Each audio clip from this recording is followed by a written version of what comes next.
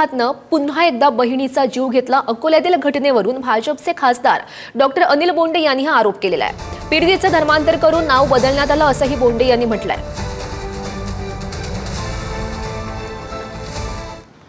लव जिहादनी पुन्हा एका बहिणीचा एका तरुणीचा जीव घेतला।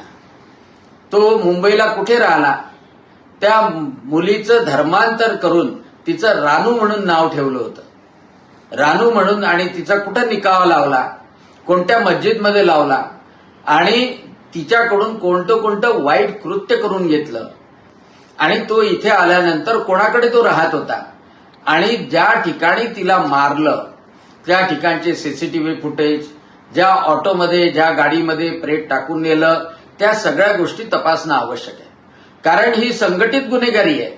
आणि दुसरी महत्वाची गोष्ट की तो अनधिकृत जागेत त्याच्या गावात सुद्धा अनधिकृत जागेत राहत होता। इथे पण इथल्या पोलिसांनी इथल्या प्रशासनाने ऍक्टिव्ह होऊन त्याचं घर सुद्धा बुलडोझरनं पाडलं पाहिजे।